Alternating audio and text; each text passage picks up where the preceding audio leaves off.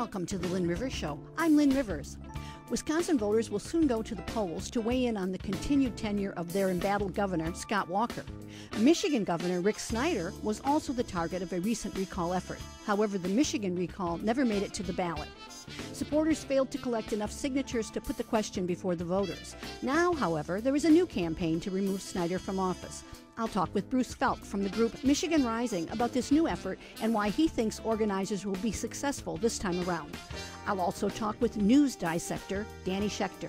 What's a news dissector? We'll find out. My first guest today is Bruce Fealk, the communications director of the group Michigan Rising. That group is launching a new effort to recall Michigan Governor Rick Snyder.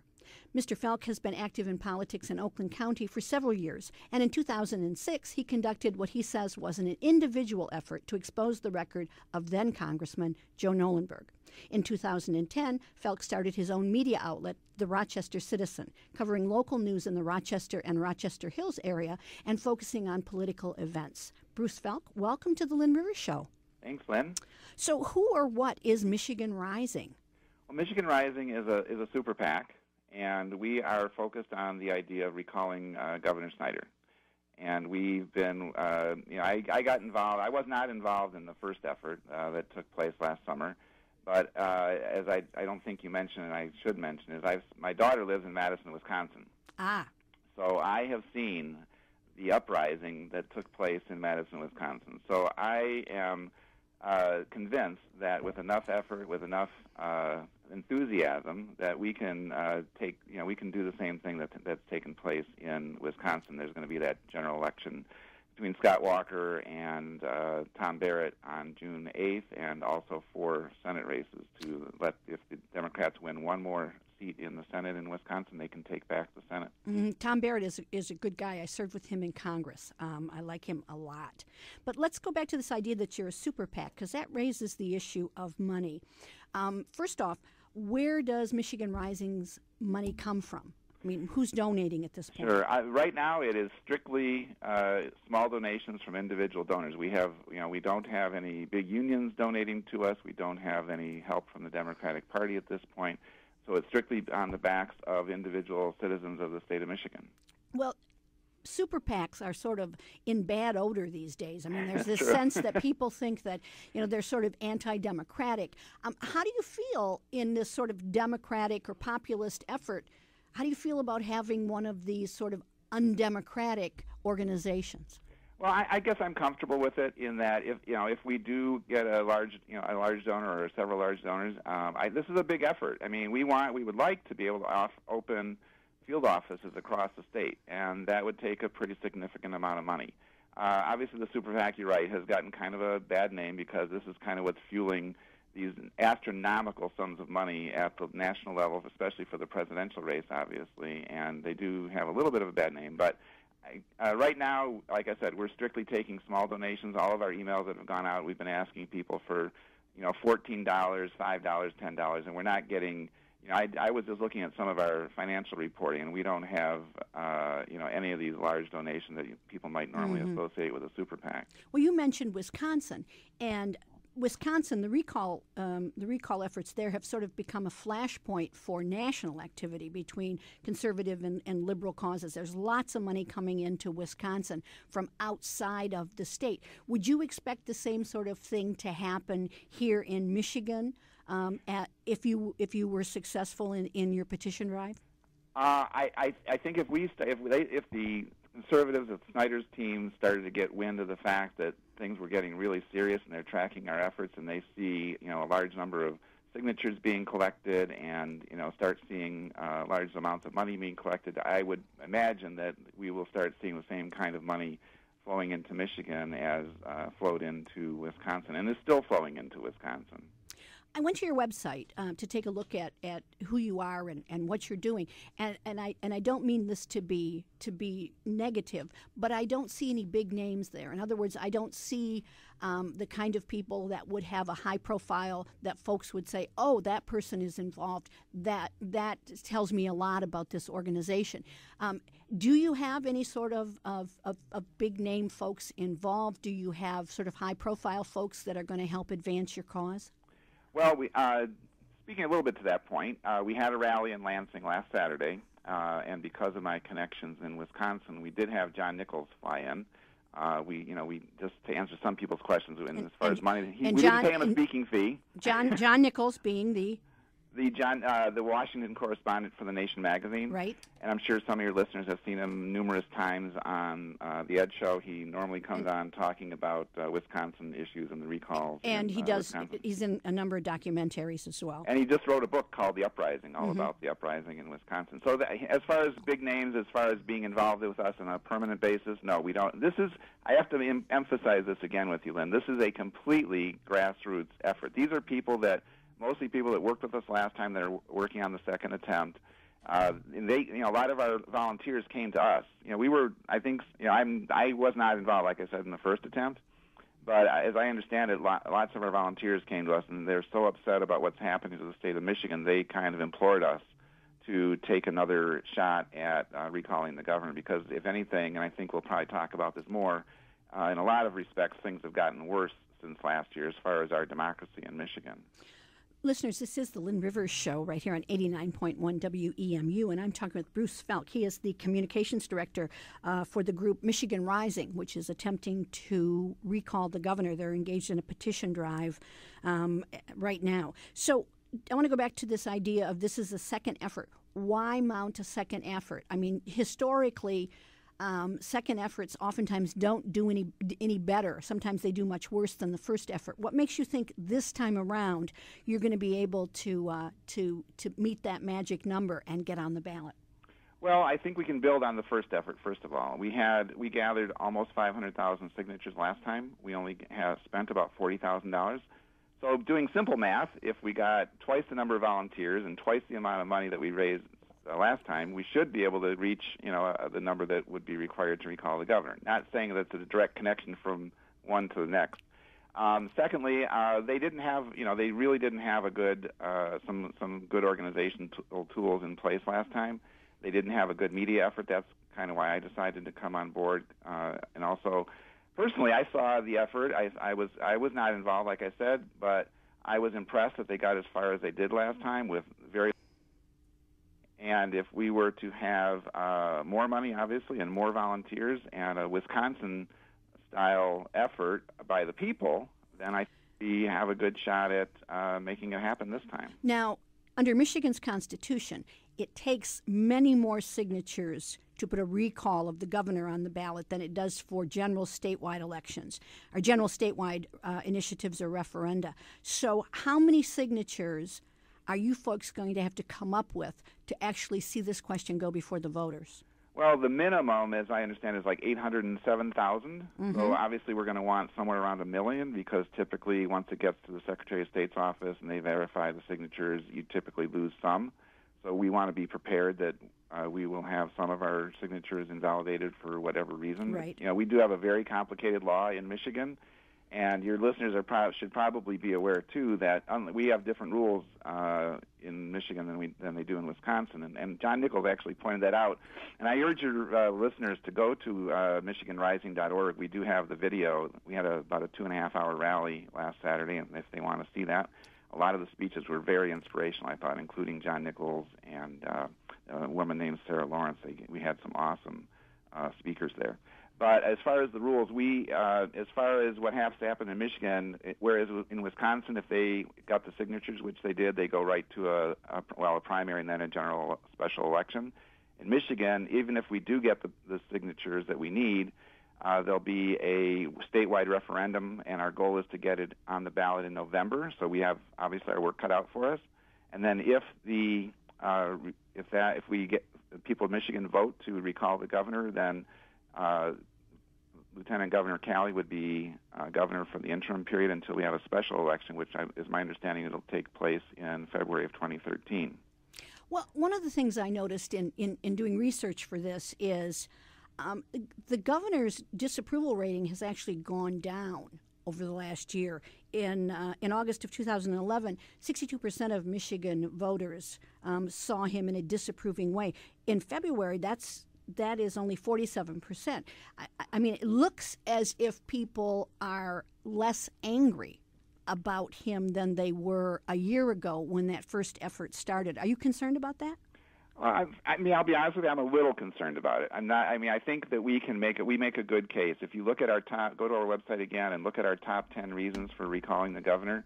I think they're pretty compelling, and frankly, in my opinion, that he came in, he said he was going to create jobs, and jobs are getting created in Michigan, but in my opinion, they're because of the things Governor Granholm put in place before he became governor, and a big part of it, obviously, is President Obama saving the auto industry. And I don't think I've seen, and you can correct me if I'm wrong, Lynn, I haven't seen one bill come out of the Michigan legislature signed by Governor Snyder that has done anything to create one job in Michigan.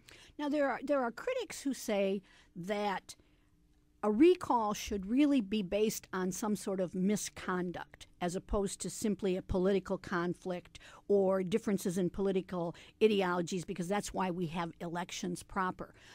Do you think that this is reflective of any sort of misconduct, or is this just a situation where certain people, certain labor organizations, certain environmental groups don't agree with the governor, and they're using this process essentially to have another election? Well, actually, I did some research on that, Lynn, so I'm glad you asked that question. We looked it up, and actually we have an impeachment process. If there is malfeasance, if there's a criminal activity, anything like that, that's what impeachment is for. But in reality, recall is specifically meant to be for and used for people that disagree on policy issues. And frankly, I've been to Benton Harbor. I've been to. I live near Pontiac. I've seen I am very upset. That's one of my personal issues on the destroying our democracies by using these emergency managers, or as one of our comedian at the rally referred to them as FMs.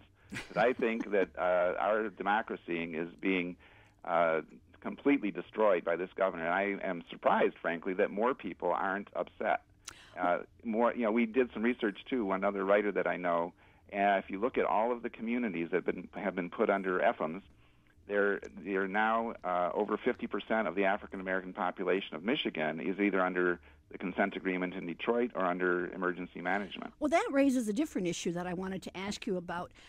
The emergency financial manager. I just want to correct you real quick, Lynn. They're emergency managers because their powers go way beyond financial issues. We've have shows about it, but the point I was making is that the effort to put a referendum on that particular issue has been mounted, signatures have been turned in, and now there is a dispute about the font, essentially not about the number of signatures, not about the sentiments of the voters, but sort of this little procedural issue, which makes it look like maybe in Michigan these kinds of efforts have the deck stacked against them.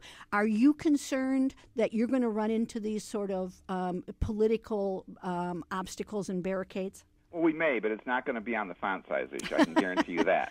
There's two different laws that cover the kind of petition drive that we're doing, which is a recall, versus what they did, which is a referendum on an issue like that. So we will not run into the font size issue. And Frank, that is such a travesty of justice. I'm sure most of your listeners are probably aware. If they're not, I'm going to tell them again.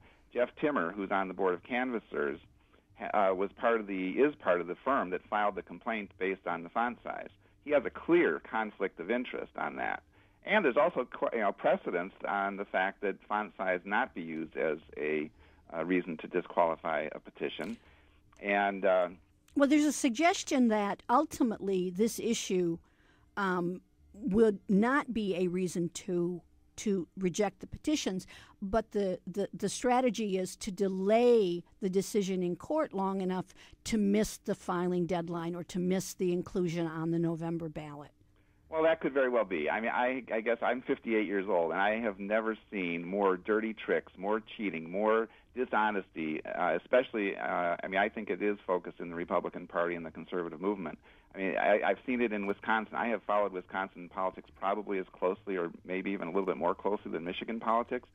And the level to which these people will stoop is is astounding. I've never seen anything like it. And, so the whole idea of democracy and justice, in my view, have been pretty much thrown out the window. This is a no-holds-barred fight that we're in now, and I think it's really important that Democrats, liberals, progressives, whatever phrase, whatever terminology you want to put on it, need to be able to fight back. And I think the recall is part of fighting back. Today we are talking about a new effort to recall Michigan Governor Rick Snyder, and my guest is Bruce Fealk. He is the communications director for the group Michigan Rising. Bruce, we were talking about the petition drive, and you mentioned volunteers. Now, right. One of the things that some observers have said is that what doomed the first effort was that it was being done on a volunteer basis. And even though there were Michigan teachers everywhere last summer, they were just not able to get those signatures using volunteers. Are you going to use volunteers? Is it your hope to get paid circulators? How are you going to overcome that difficulty? Sure. Well, we would hope to, like I said, I think previously, that we would like to put a field organization in place, a professional field organization. That's something, one of my reasons for getting involved, again, is my experience in Wisconsin. I actually was able to volunteer in Wisconsin. Because I had a 3-month stay with my daughter, helping out with my grandkids. I was there long enough to actually qualify to not only get petition signatures, but sign the petition myself. So, and I saw their field operation. It was impressive. They had a professional field operation all over the state, and obviously that takes money. We need to raise probably in the area of at least $500,000 to start to have a statewide field organization. And they did it completely with volunteers. So it can be done with volunteers. And if we can raise enough money, I have no qualms personally about putting paid circulators in the field. But I'd like to do it, if at all possible, with volunteers. I have to follow up on what you just said. You were in Wisconsin long enough to be able to sign the. Did you have residency in Wisconsin? No, but their only requirement is that you're qualified to vote, which is that you have to have spent 28 consecutive days there. You don't have to be a registered voter there. Right. You just have to be qualified to vote, which by being there for 3 months, I was qualified to vote in Wisconsin, even though I didn't decide to move there. Right. But here in Michigan, the only people who will be eligible to sign these petitions are people who are registered voters in the state of Michigan, correct? I believe that's true. I don't have a quote on me, but I'm not the election expert, but I believe you're right. Okay. So let's talk a little bit about the fact that this is a second attempt. I mentioned that at the beginning. Have you done any research, looked at the history relative to sort of Mulligan's do-overs and their success rate? I haven't. I realize it's certainly an uphill battle. I have no doubt about that. We have no illusions about how difficult this will be. Like I said, some of the people that worked on the first effort, came to us. It's not like we were begging people to come and let's do this again. People that worked with us came to us and asked us to take a second shot. So we decided we would, and we're trying to, we're learning we hopefully are learning from our mistakes and our lack of any lacks that we had. And frankly, we've had some pretty good success as far as media. I'm talking to you today. We did not have a good media effort last time, so we're hoping by doing shows like yours. I've done several other radio interviews. I'm going to be on. I don't know when your show airs, but on Friday, May. Let's see. I think tonight I taped a session with Tim Skubic that'll be airing today and on Sunday, depending upon where people are in the state. So we're making a big media effort. We hope that by educating people, letting people know we're doing this, that the volunteers will come out and we'll be able to have some success this time. Now, I know that you have a lot of material on your website, but give us sort of the quick and dirty on the basis for this recall. Well, obviously, for me personally, it's not our top 10. It's not our top reason, but for me, the emergency manager is extremely important. I feel like that is an unconstitutional way to handle our problems. So if people go to our website, you'll see the top 10. I'll just kind of maybe go through some of them. Our top one anyway is the one we now have a surplus in the budget, and we've taken money away from our K through 12 educational system. To me, if we don't have a good educational system, we have no chance at all in being able to be one of the top states in the country as far as our future, as far as our jobs go. And like we are bringing down the unemployment rate, in Michigan slightly, and I think that's a big part of it is because of the fact that President Obama, bravely, I think, decided to step in and save the auto industry. So the surplus, we want to create jobs. Like I said before, we haven't had one piece of legislation come to the governor's desk that's created even one job. Workers' compensation. People probably may, unless peer readers follow politics really closely in Michigan, this is a change they might not be aware of, that workers can be denied benefits if there's a potential job that they could have. They've had their benefits cut, or they may have lost their benefits. And a lot of this is affecting the children in the state of Michigan. Which raises an issue. Let me interrupt you here for a minute. One of the requirements for approval of the language for petitions here in Michigan for ballot questions is that it must be clear. Clarity is a requirement. It must be clear to the voter. And I know there's a certain amount of controversy because the language has the term child abuse, that the governor has abused the children in Michigan. Is that, do you think that's hyperbolic? Do you think that that's that criticism is maybe well-founded? Personally, I don't believe so. When you cut off, they've cut. We're the only state in the union, I believe, that's cut. We've cut 6 weeks off of state unemployment benefits. We've cut people off general assistance. Those are changes. To me, if you make it harder for children to get nutrition, to get food, because their parents have been cut off of either general assistance or their unemployment has been cut, these are really tough times. And what has been proven, and I think you'll agree, Lynn, is that these austerity measures have not worked, not whether it's in the United States, whether it's in the state of Michigan or any other state or anywhere overseas. The austerity measures that they're putting in place, the Republicans, the conservatives, that are trying to solve our economic problems through austerity, it has not worked. It hasn't worked historically, and I can't believe it's going to work this time when it hasn't worked any other time in history. You are listening to the Lynn Rivers Show here on 89.1 WEMU, and my guest today is Bruce Fealk. He is the communications director for the group Michigan Rising, which is attempting a second run at Governor Snyder for recall.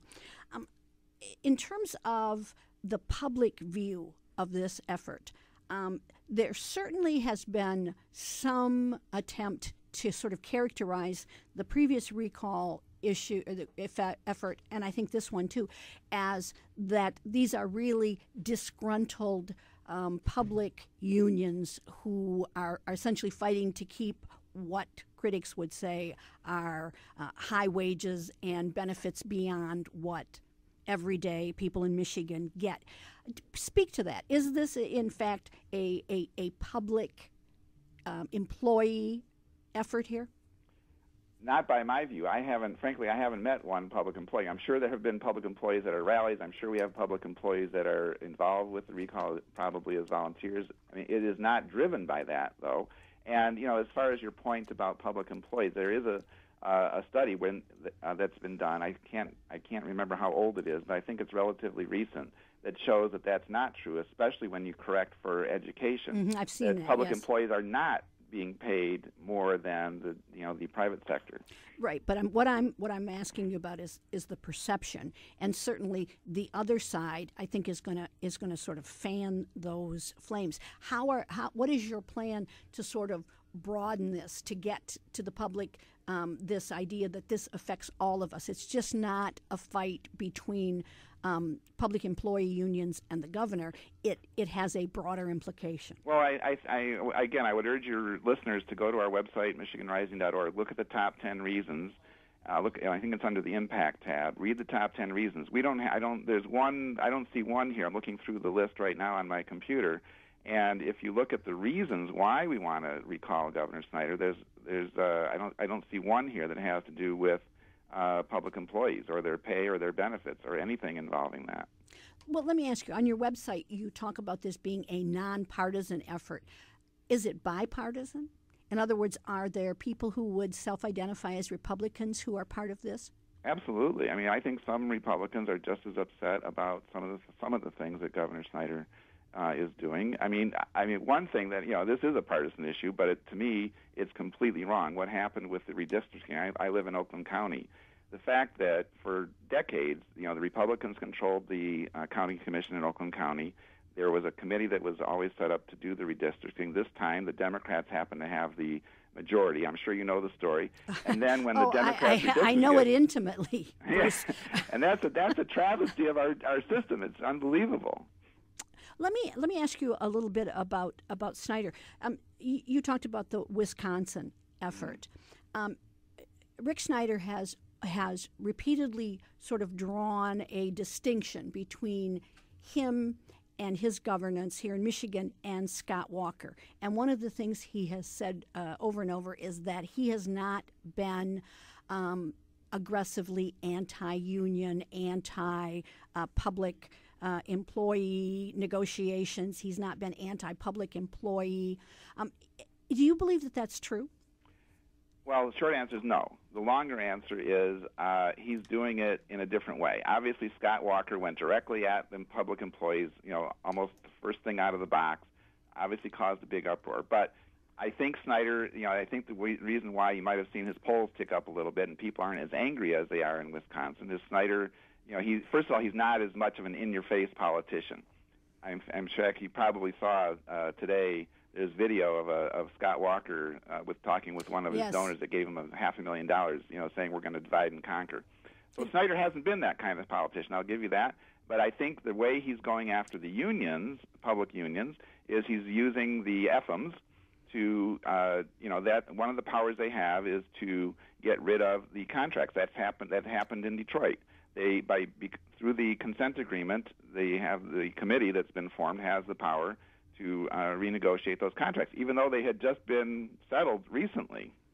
Mm-hmm. So I think he's going after the unions through the emergency managers and through the consent agreement in Detroit. Have you folks started collecting signatures, and if not, when will you start? When will your campaign kick off?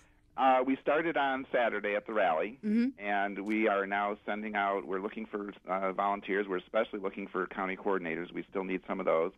But we have been sending out petitions. We've been getting reports back of people, getting their signatures, asking for more petitions to be sent out to them. So we don't have any numbers yet, but it sounds like it's going reasonably well in the field. And if you're comfortable, how much money have you raised? I guess truthfully,